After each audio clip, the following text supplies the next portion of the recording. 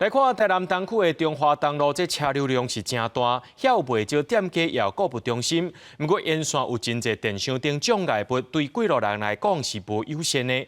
市政府是有向中央争取经费，要做人行道甲路面的改善工程。即马也有列管181件人行道障碍物，按算会分阶段调整，115年会甲全面做甲好势。 上下班时间，台南东区中华东路车流量真大，佮加上双滨路边有店家，有侪人会来遮洗，毋过详细看，则无人行道通行。沿路颠倒是看到电商占路的状况，甚至冇人甲厝内无碍废弃物拢抌踮外口，地书几路人咧行搭真过路。较会无方便咧停下啊，我有迄个所在通好，互伊煞。我会感觉啦，地下化会较好啦，因为路面盖好，就是爱互行人去行嘛，哦啊。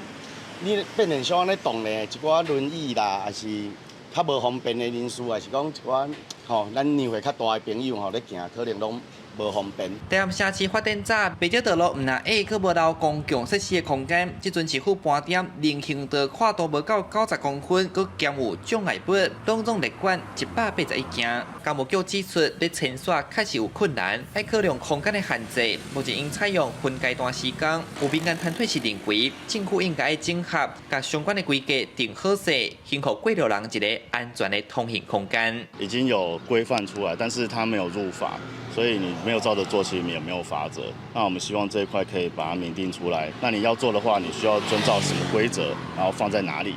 那这些应该政府真的要需要主导。困难点在于是说要有适当的公共设施带，比如说有分割岛够宽的话，我们就把它移到分割岛去；或者如果没有分割岛的话，就变成是要跟住户或店家去协调。市府讲已经有向中央争取经费，目前的行政对主要干道做调整。亲像中华东路后个月的发包时间，因按算伫115年会全面改善好势。记者从台南采访报道。